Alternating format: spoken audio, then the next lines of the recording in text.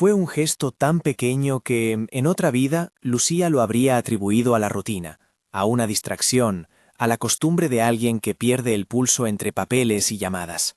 Pero aquella mañana hubo algo en la manera en que la mano de Clara rozó la taza de Álvaro, en la forma en que el sobre se inclinó, en el polvo que flotó y se hundió en la superficie oscura del café, como si se sumergiera en silencio.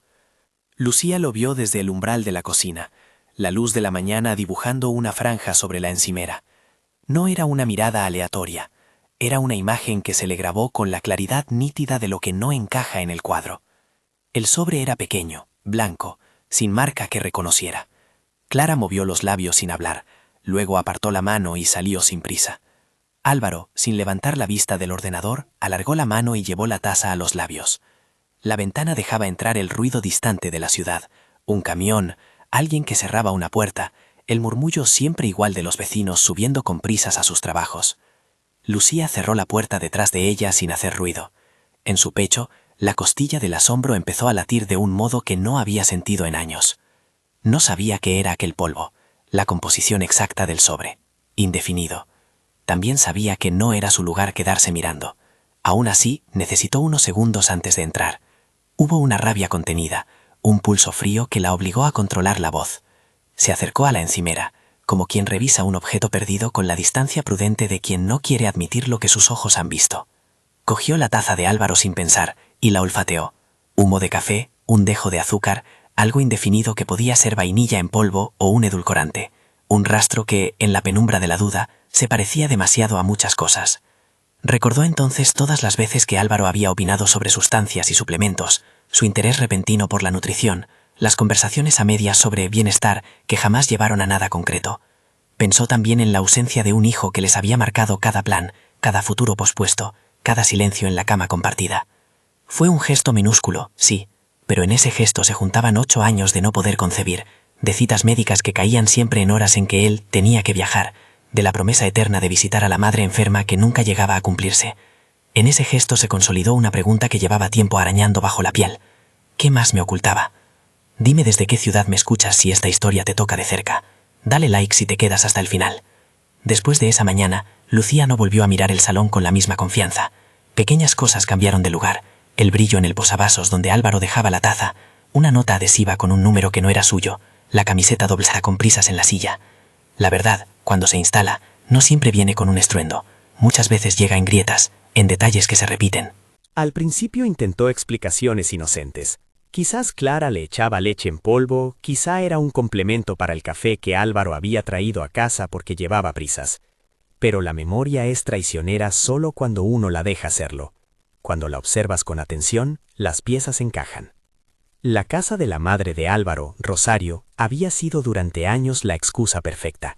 Está en reformas, decía él, con esa mezcla de desgana y autoridad que confundía a cualquiera. Iban ahí en cuanto fuese posible, después de organizar los papeles, luego cuando el constructor termine la fachada. La cosa se fue estirando como un chicle durante años.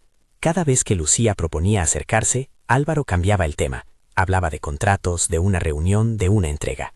Lucía, que había aprendido a guardar rabia y a convertirla en preguntas, empezó a anotar mentalmente fechas, coartadas, llamadas que siempre terminaban con una excusa.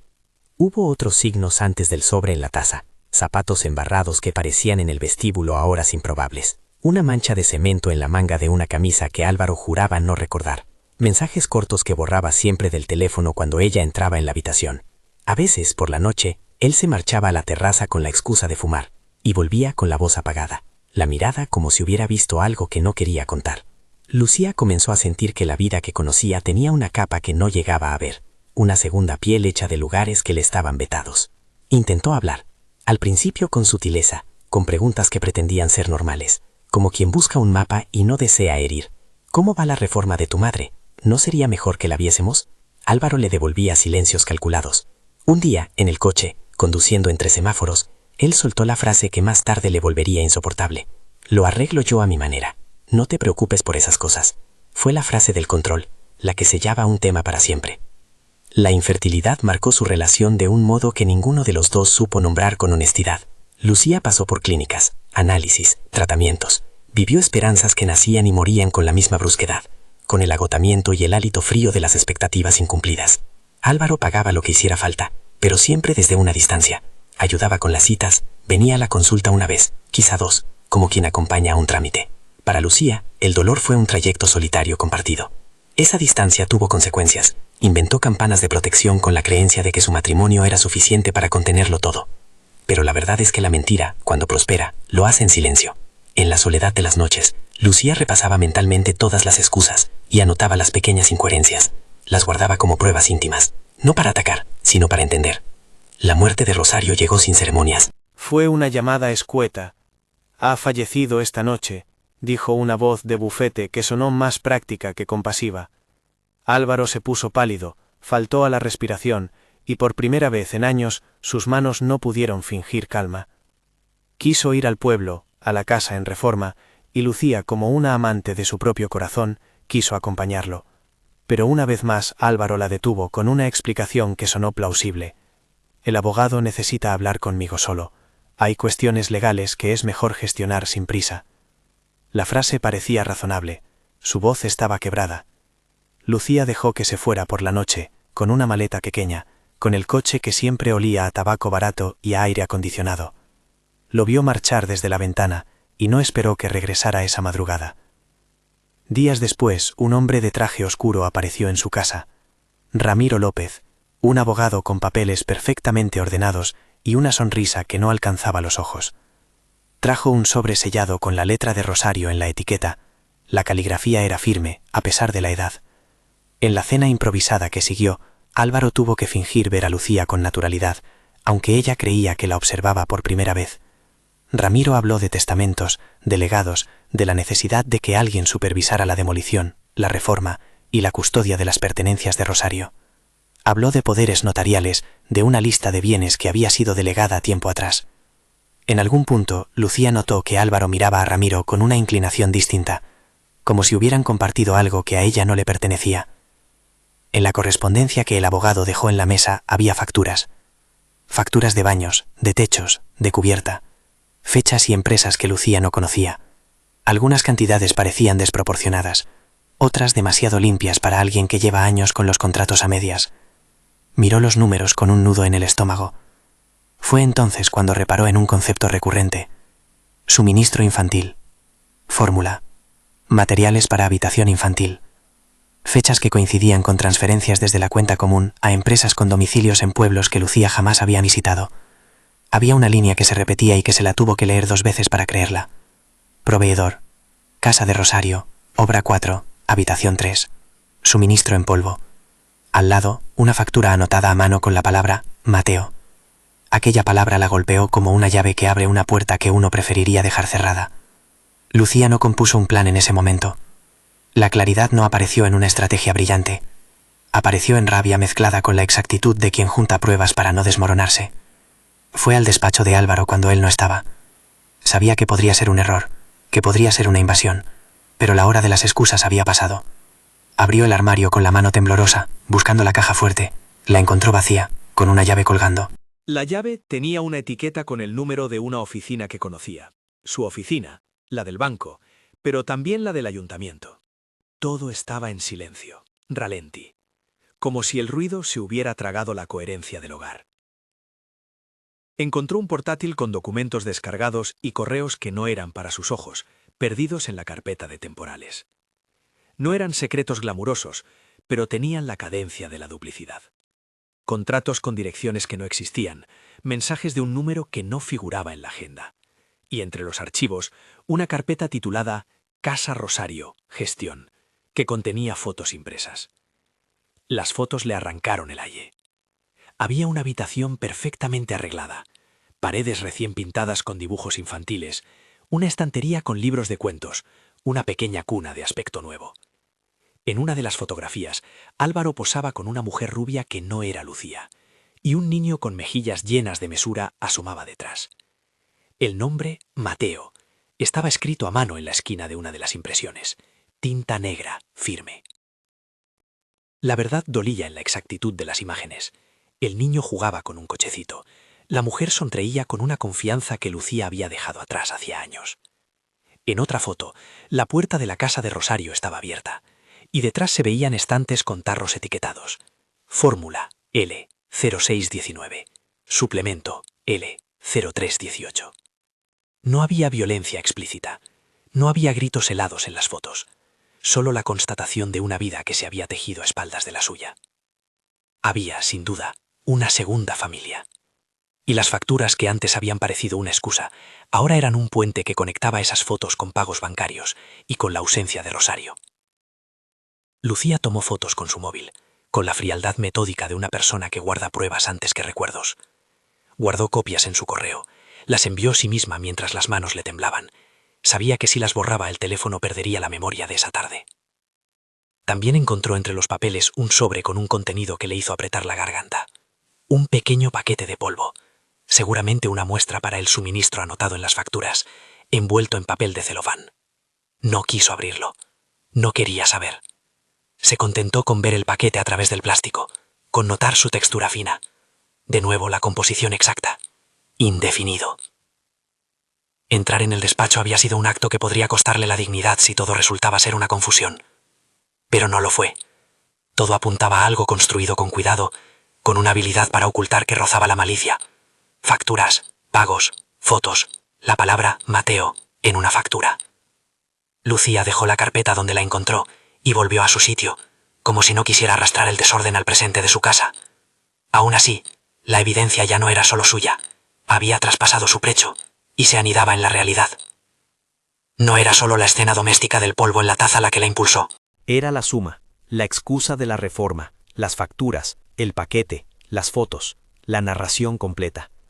Y en el centro, una pregunta que no tenía respuesta. ¿Qué había sido de Rosario? ¿Cómo se podía tener una casa, supuestamente en obra, para justificar ausencias, y a la vez mantener una vivienda impecable en otro lugar? ¿Quién cuidaba de Rosario en sus últimos meses? Decidió no confrontar aún. Acudió a Mercedes, la vecina del primer piso, una mujer con manos de costura y la costumbre de conocer el rumor antes de que se convierta en noticia. Mercedes escuchó en silencio, apretando los labios como quien guarda algo que no es suyo. «Si hay una cosa que hace este barrio», dijo Mercedes, «es que la gente cree poder manejar lo que no conoce. Pero ten cuidado, querida, eso que has visto puede ser peor de lo que imaginas». Le ofreció café, pero Lucía no pudo beberlo. Había un sabor metálico en todo lo que tocaba. Mercedes recordó algo que podría parecer trivial, y que, para Lucía, pero yo pensé, qué bien, por fin alguien le ayuda. Mercedes miró a Lucía con pena. No confíes en lo que ves por la ventana, confía en lo que te dictan los papeles. A partir de ese instante, se organizó una pequeña red improvisada. Lucía habló con Ramiro. No le contó todo, no aún, pero le mostró las facturas impresas y las fotos que había levantado del ordenador. Ramiro, con la discreción de quien ha visto muchas historias similares, y con la ventaja de tener formación y recursos, sugirió un camino lógico. Recopilar pruebas, rastrear transferencias, verificar domicilios. No se hacía alardes, no se fabricaban acusaciones, se preparaba un recorrido documentado, una cadena de hechos. Era imprescindible ir al pueblo. Las direcciones en las facturas no eran vagos nombres, señalaban un lugar concreto, una casa con el mismo número que figuraba en las imágenes. Había una documentación que confirmaba suministros regulares a esa dirección. Había una foto de la puerta, y en la esquina, la matrícula de una furgoneta que coincidía con el registro de una empresa contratada por Álvaro si uno cruzaba datos. Lucía sintió que el rompecabezas por fin tenía un mapa. Organizar el viaje no fue difícil. Ramiro coordinó una consulta con la agencia que figuraba en las facturas. Mercedes ofreció prestarle su coche y compañía para no ir sola. Lucía dijo que quería ir con prudencia, que no buscaba escándalos sino respuestas. La idea de encontrarse con la casa impecable de las fotos le producía un vértigo extraño, mezcla de alivio por hallar coherencia y miedo por confirmar algo peor. Además, había otro motivo que la empujaba con urgencia, la posibilidad de que Rosario no hubiese fallecido por causas naturales, o que su tutela hubiera sido manipulada para fines económicos o personales. La palabra tutela resonó en su cabeza con el peso de las burocracias que pueden aprisionar a quienes ya no tienen voz. El viaje se convirtió en una excursión silenciosa. Mercedes al volante, Lucía al lado con la carpeta cerrada a su regazo y Ramiro al teléfono, haciendo llamadas discretas. Tomaron una carretera que olía a pinos y a polvo, la que te lleva fuera de la ciudad y te deja en pueblos donde todo parece más lento, como si el tiempo hubiera decidido quedarse atrás. A medida que avanzaban, la conversación se fue reduciendo. Cada kilómetro los acercaba a unas verdades que hasta entonces Lucía había evitado en pensamientos apenas admitidos. Llegaron a un pueblo donde el silencio tenía otra textura. Fachadas lavadas, persianas a medio cerrar, vecinos que miraban con curiosidad y distancia. La casa que buscaban sobresalía por su orden. No había andamios, no había polvo en el zócalo, ni restos de obra. La puerta principal estaba recién pintada. Desde la acera Lucía tuvo la sensación de mirar una postal. Jardineras con geranios, un camino de piedras que llevaba a una puerta lateral y una ventana, en la planta baja, con una cortina infantil que dejaba adivinar juguetes dentro. En la entrada se detuvo un coche de reparto y una mujer rubia bajó cajas que llevaba en sus manos. Lucía la reconoció sin necesidad de nombre. Era la mujer de las fotos. Llevaba una camiseta con manchas de pintura y un delantal. Tenía las manos con la misma manera de sostener la vida que Lucía había reencontrado en sus propias fotografías. Decisión y ternura a partes iguales. El niño de las fotos, un chaval con rizos y ojos grandes, corría hacia ella y se lanzó a su falda. Ella lo abrazó con la naturalidad de quien está en su propio hogar. Cuando la mujer se volvió un instante, sus ojos y los de Lucía se cruzaron. Un reconocimiento silencioso atravesó la calle como una flecha. En el porche, una vecina que barría la entrada los miró con una mezcla de sorpresa y cautela. —¿Venís de fuera? —preguntó. Lucía, con la voz que le salió más firme que esperaba, explicó que querían hablar con la familia de Rosario, que venían a saldar dudas, a entender la historia. La vecina, cuyo nombre era Carmen, se quedó pensativa unos segundos y luego, como si decidiera no cerrar una puerta, les indicó un lateral de la casa donde había una pequeña puerta de servicio con el timbre desconectado. No había ruido de discusiones dentro. Todo era orden y cotidianeidad. El tipo de normalidad que duele cuando descubres que a la vez esconde algo. A través de una ventana entreabierta, Lucía vio una mesita con un pequeño saco de harina y una caja de fórmula infantil, como en las fotos. El niño jugaba con bloques, inmune a la gravedad social que los adultos sentían afuera. La señora en el porche los miró con aprensión y tras un segundo fue Clara quien apareció en la puerta. No la había visto en años con esa expresión. Su rostro no era el cansancio de quien afronta las cosas cada día, sino la serenidad de quien ha tenido que asumir un rol. Sus ojos, cuando encontraron a Lucía, mostraron sorpresa y algo más, una sombra de culpa o de miedo difícil de leer desde la distancia. Lucía se acercó con la carpeta en la mano. No habría gritos, no habría acusaciones públicas. Nadie tenía prisa por armar una escena que podría quebrar vidas. Simplemente estaban allí, delante de aquello que, lenta y sigilosamente, se había construido. Dentro, en la mesa del salón que la entrada dejaba ver, había un cuaderno viejo con una tapa de cuero. Estaba abierto, con la letra de una persona mayor, entradas cortas, fechas, pequeñas notas sobre la medicación, sobre visitas que no llegaban. Lucía sintió que el aire se le iba de los pulmones. Con manos que ya no titubeaban tanto, empujó la puerta y entró. El cuaderno estaba encima de la mesita, a la vista, como si alguien hubiera querido que lo encontraran. Las páginas contaban, mes a mes, la vida de Rosario. Hablaba de dolores y medicamentos, de la soledad y de la compañía que hacía sonreír. En una entrada, la letra se hizo torpe, como si la mano se le hubiera fatigado de escribir. Me quitan las pastillas para que no me queje. Me dicen que es por mi bien. Me dan sobres con polvos que son de leche para niños. No sé qué ocurre con Mateo. No entiendo cómo. Y la frase se corta ahí, la tinta corrida.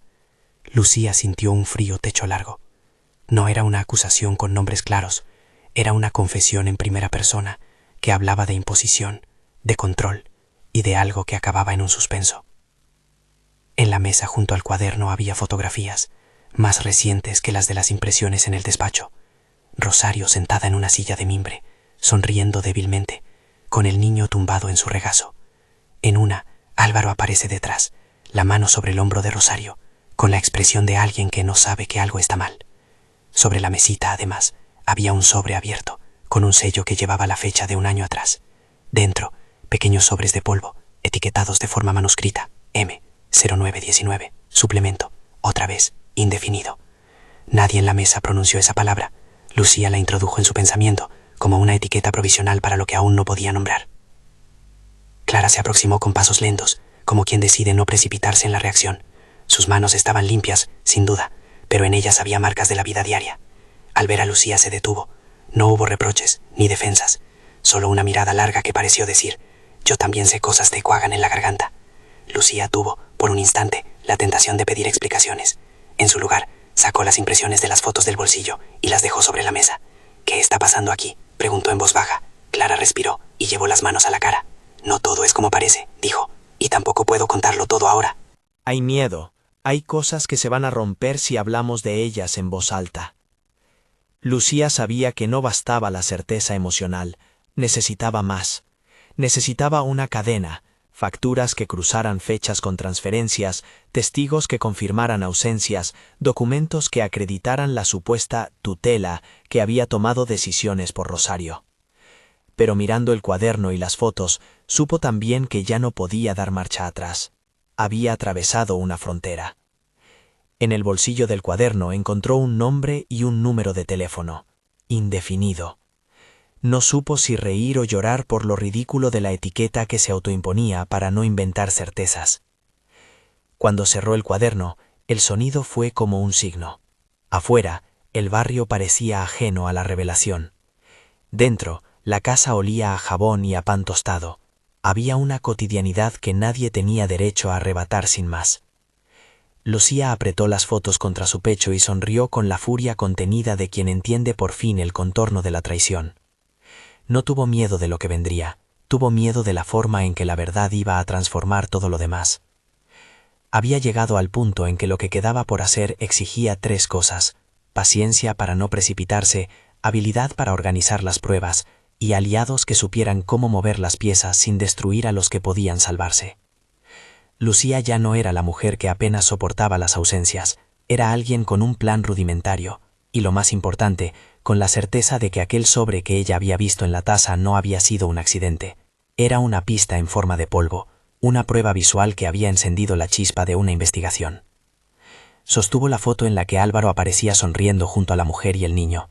En la esquina, apenas visible, había una marca, un logo de una tienda de suministros infantiles de un pueblo cercano. Ramiro le había dicho, en la furgoneta de vuelta, que rastrearía las transferencias y llamaría a algunas personas que prefería mantener al margen por ahora. Mercedes se ofreció, sin dudar, a quedarse con los papeles en su casa y a vigilar su propio entorno por si alguien los buscara. Lucía se dio cuenta de que todo aquello, que en otra vida habría sido un seísmo, estaba ahora en manos de una red pequeña y decidida. Antes de partir, se quedó un momento sola en el pasillo de la casa de la mujer. Había una foto enmarcada en la pared de la entrada. Rosario joven, con la misma sonrisa que ella recordaba de la infancia de Álvaro. Lucía la tocó con la punta de los dedos, como si pudiera robar un poco de esa fortaleza. Su mano se cerró sobre el marco, y en su mente tomó forma una promesa. No dejaría que esa casa, la que fuese, siguiera siendo un lugar de silencios impuestos. Aunque la verdad asustara, habría que llevarla a la luz. Y en la ruta de regreso hacia la ciudad, con la carpeta pesada en el asiento de atrás y la carretera desplegándose como una cinta entre pinos, Lucía comprendió que el próximo movimiento no podía ser impulsivo. Tenía que ser calculado, legalmente impecable. Si lo hacía mal, podría perder más que la verdad. Podría perder la posibilidad de reparación para Rosario y quizás la de que alguien respondiera por lo ocurrido. Aferrada a esa claridad, mientras Mercedes silenciaba la música y el vehículo devoraba kilómetros, Lucía abrió una ventana en su teléfono y escribió un mensaje que comenzaba con una sola palabra: hoy.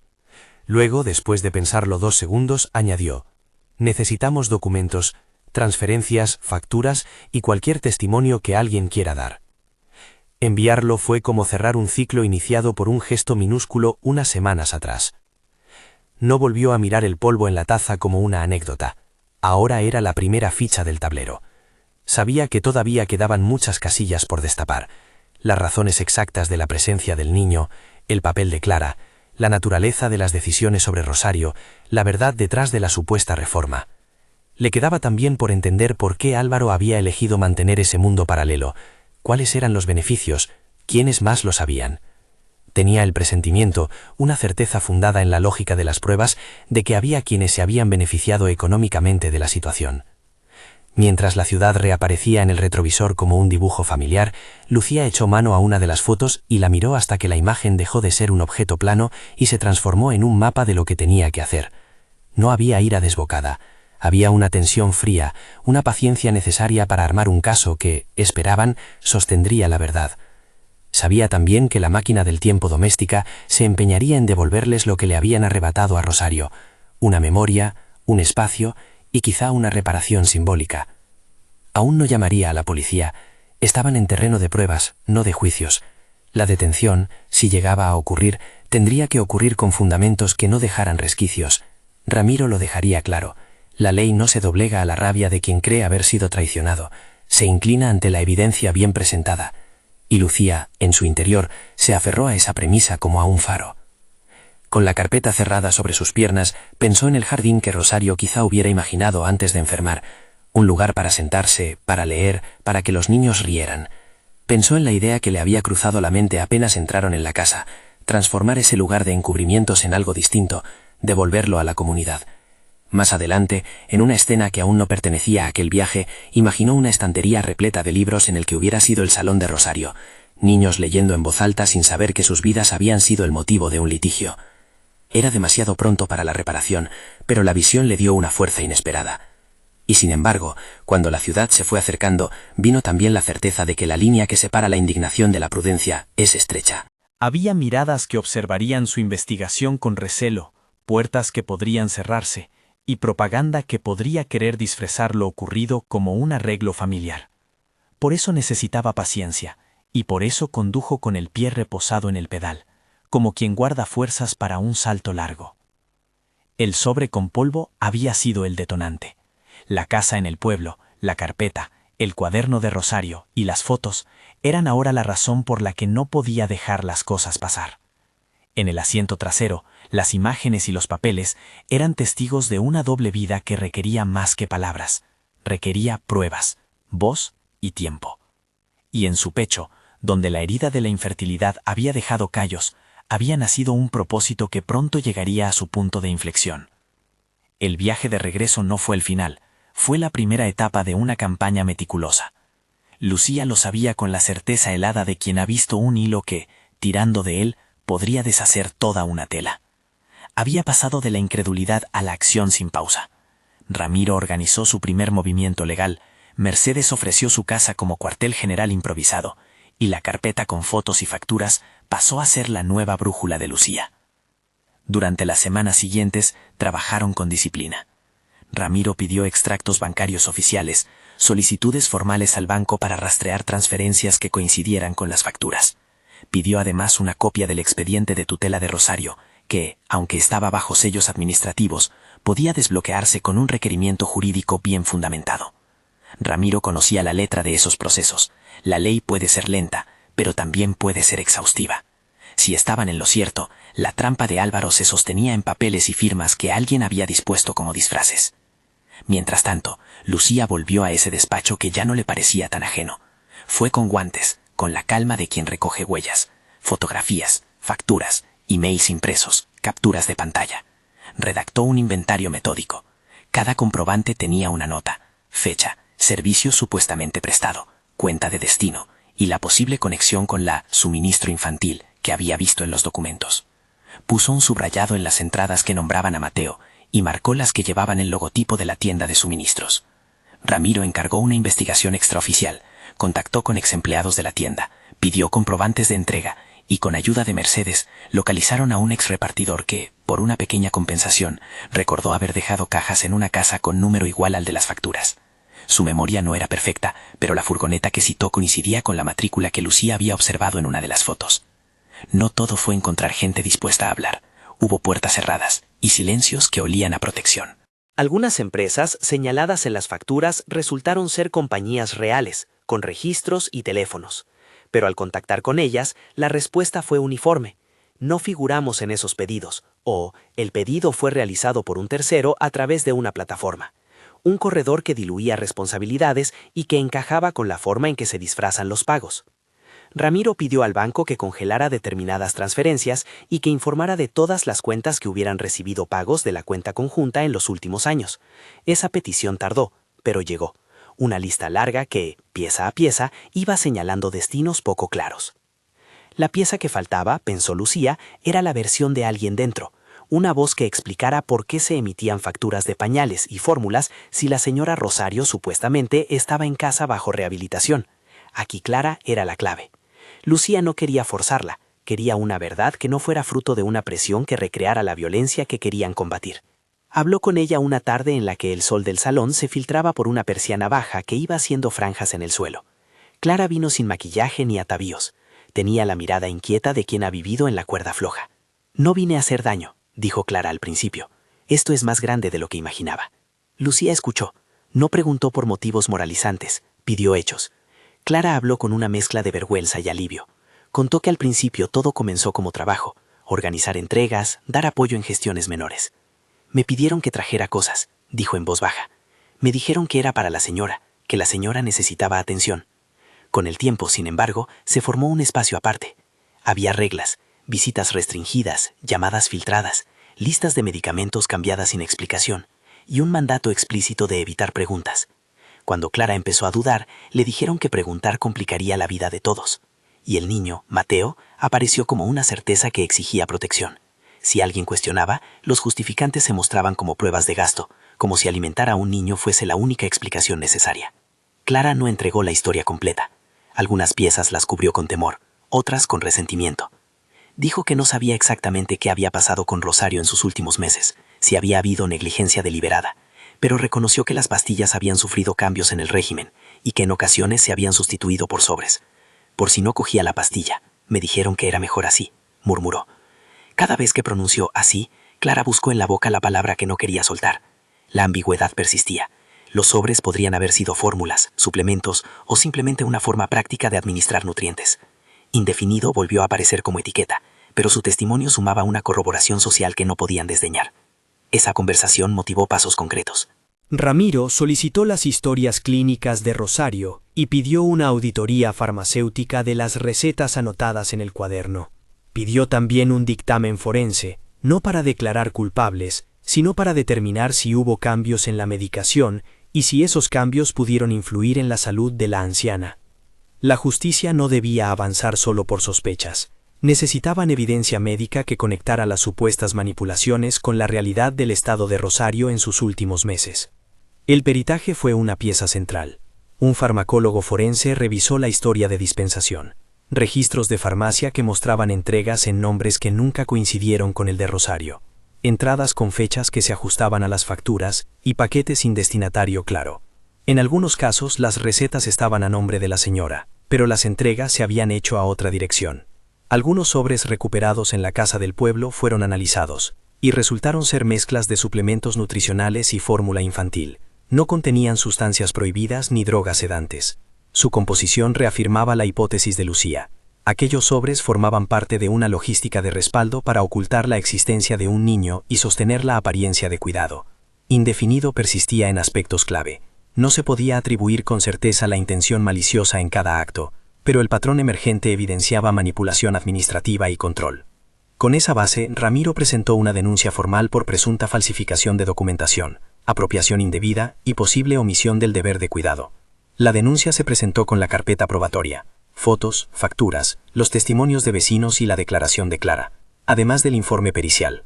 La Fiscalía, al revisar el expediente, comprendió que había material suficiente para abrir una investigación. No era un caso de infidelidad convencional, era un complejo entramado de manipulación financiera y privada que había usado la vulnerabilidad de una anciana como cobertura. La investigación oficial marcó un antes y un después.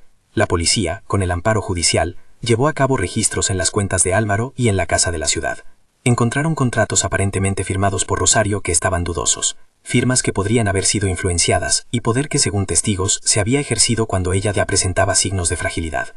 La Fiscalía pidió la detención provisional para asegurar que no se destruyeran pruebas, y el juez, ante la consistencia documental, accedió a imponer medidas cautelares.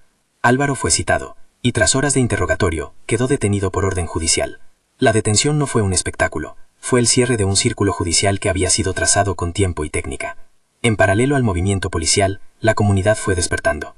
La prensa local, informada con cautela por Ramiro y Lucía para proteger la integridad de la investigación, publicó piezas que no buscaban escándalos sino contextualizar los hechos, la sospecha de abuso económico, la supuesta existencia de una vida paralela y la situación de Rosario. Las redes se encendieron con hipótesis, pero también con voces que pedían prudencia y justicia. Mercedes y Carmen participaron en entrevistas que destacaban la vulnerabilidad de las personas mayores y la necesidad de controles sobre tutelas. La conversación pública que emergió ayudó a cambiar la mirada. Ya no se trataba solamente de una traición conyugal, sino de un sistema que permitía manipular la voluntad de los que menos defensa tienen. Clara, por su parte, tomó una decisión que sería determinante. Había en su historia matices de coacción y de necesidad económica.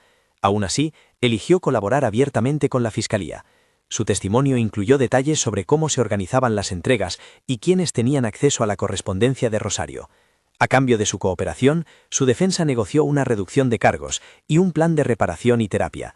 La justicia restaurativa fue una alternativa que Ramiro vio con buenos ojos.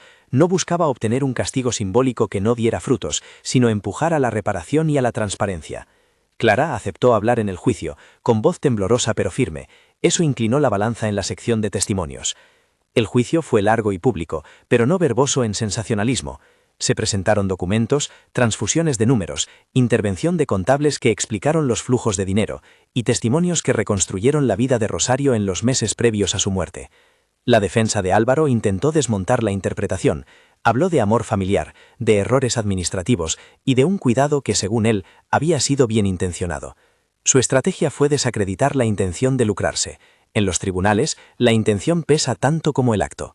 Sin embargo, la acumulación de facturas manipuladas, la presencia de contratos firmados bajo circunstancias discutibles y la verificación de entregas a otra dirección apuntaron a un patrón consistente de apropiación y engaño.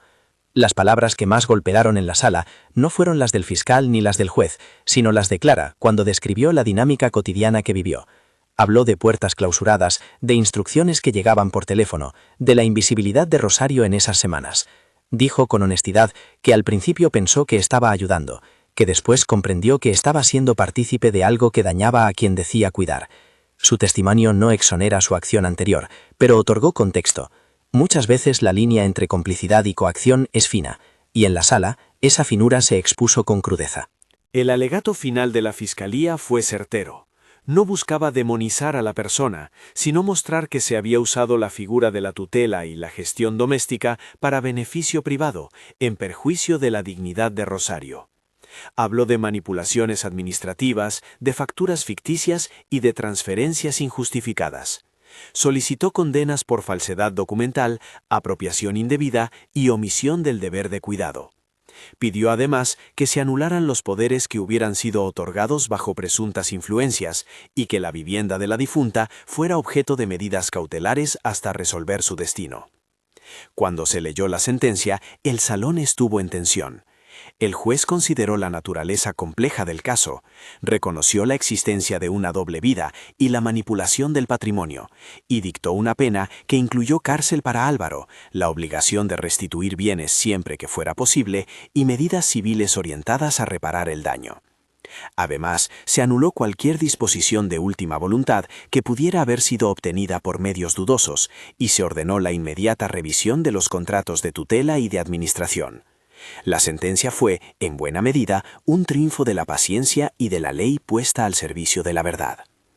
La reacción social no fue de celebración bulliciosa. Hubo alivio, sí, y una sensación de justicia lograda. Pero sobre todo, hubo una decisión colectiva.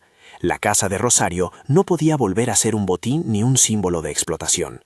Lucía impulsó, con el respaldo de la Fiscalía y de un grupo de vecinas y vecinos, la propuesta de destinar la propiedad a un fin comunitario. Se propuso transformar esa casa, que durante años había sido excusa y escondite, en un espacio abierto, una biblioteca vecinal con una pequeña sala para actividades infantiles y un lugar de encuentro para personas mayores. El propósito no era solo simbólico, era recuperar el sentido de ese espacio, devolverlo a quienes la comunidad atendía con cariño. Los trámites para convertir la vivienda en un bien de uso social no fueron inmediatos. Hubo audiencias administrativas, debates con herederos potenciales y procedimientos para asegurar la legalidad de la transferencia. Ramiro, que ya había mostrado su habilidad para mover palancas legales, encontró aliados en organizaciones que trabajan con mayores y en entidades que promueven la lectura en barrios. Con la colaboración de instituciones y la aportación de la comunidad, la casa pudo ser acondicionada. Se limpiaron estancias, se montaron estanterías, se pintaron paredes con colores suaves y se habilitó una sala para talleres. La inauguración de la biblioteca fue un acto pequeño y sentido. No hubo grandes discursos. Lucía habló poco. Mercedes, con su habitual sencillez, leyó un texto sobre la importancia de la memoria colectiva.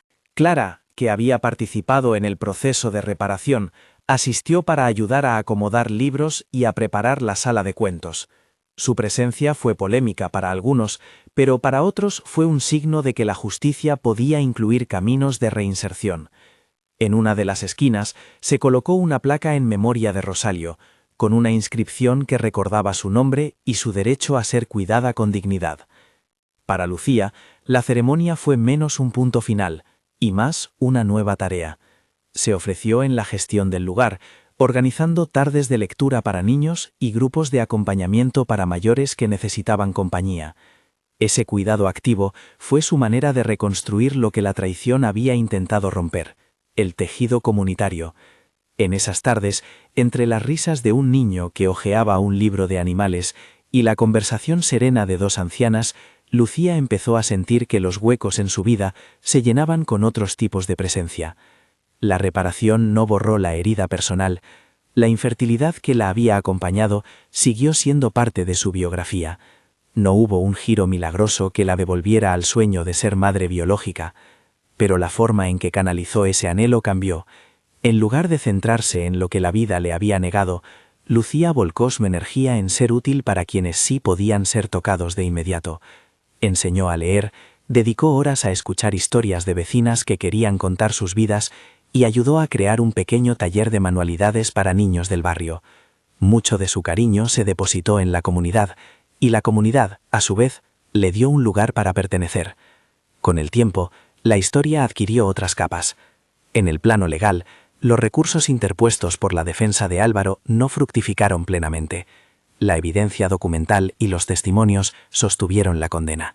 En lo social, el caso abrió un debate sobre las tutelas y la protección de las personas mayores, e impulsó iniciativas municipales para revisar procedimientos de control y auditoría en estos nombramientos. Lucía participó en mesas locales donde contó su experiencia con prudencia, subrayando que el problema no era un caso aislado, sino una falla estructural que requería regulación. Clara no desapareció. Su proceso personal fue complejo, enfrentó la ley, asistió a terapia obligatoria y participó en programas de reinserción. Lucía mantuvo una relación ambigua con ella, no de amistad inmediata, pero sí de respeto por su valor testimonial y por su contribución a la reparación. Hubo momentos en que la memoria de las tardes en la casa de Rosario las unió, no por olvido, sino por un reconocimiento de que la tragedia común había creado obligaciones morales compartidas. La vida cotidiana de Lucía recuperó su ritmo con peculiaridades nuevas. Había noches en las que, al cerrar la biblioteca, se sentaba en el banco del jardín y miraba las luces de la ciudad con una mezcla de fatiga y alivio. A veces pensaba en la taza de café donde vio el polvo por primera vez, el gesto minúsculo que encendió todo aquel engranaje. Recordaba la textura del sobre a través del plástico, el sonido de la mano inclinando el contenido. En ocasiones una imagen en su mente le devolvía una sensación de asombro por cómo un detalle, apenas perceptible, pudo abrir una puerta a la verdad. Los vecinos la miraban con cierta reverencia reservada. La conocían antes como una mujer en duelo y después como la impulsora de esa casa restaurada.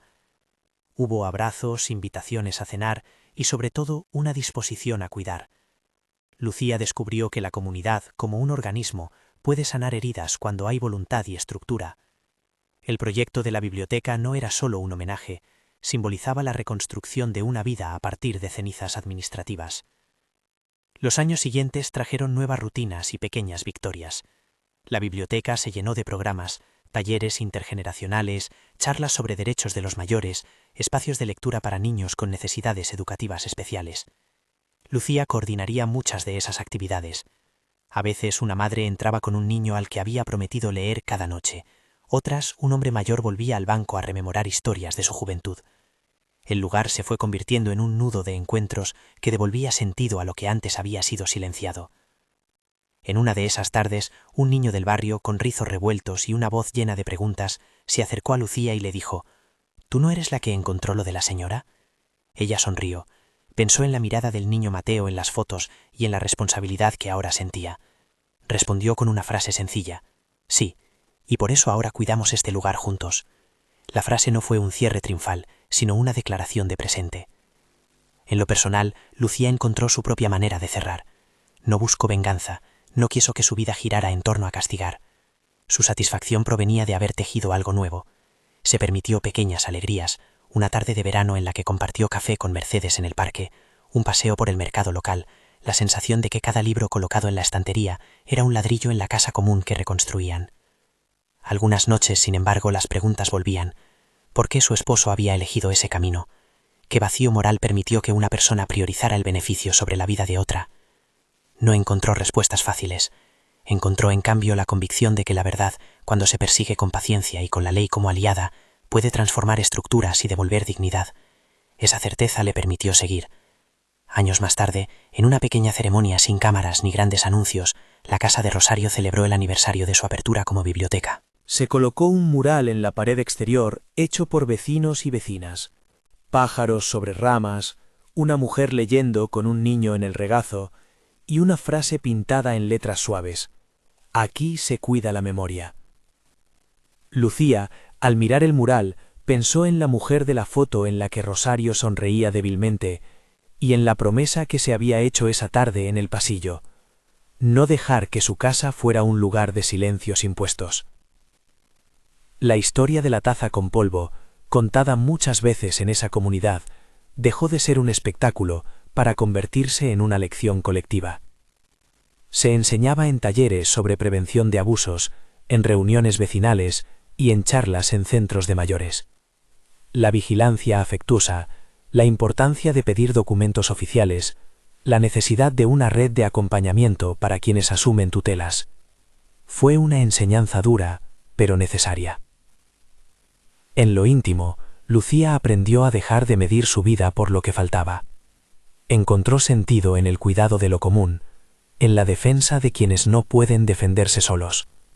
No hubo una restauración mágica de su anhelo de maternidad, pero hubo una forma de maternidad extendida. Cuidar a niños lectores, acompañar a ancianos que necesitaban voz, sostener espacios que permitieran a otros ser vistos. Esa maternidad, nacida de la pérdida, fue su manera de ponerle nombre a la reparación. Hubo también momentos de reconciliación impensables.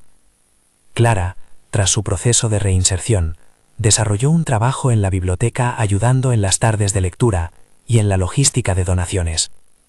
No hubo olvido de lo ocurrido, pero sí una apuesta por transformar la culpa en responsabilidad activa.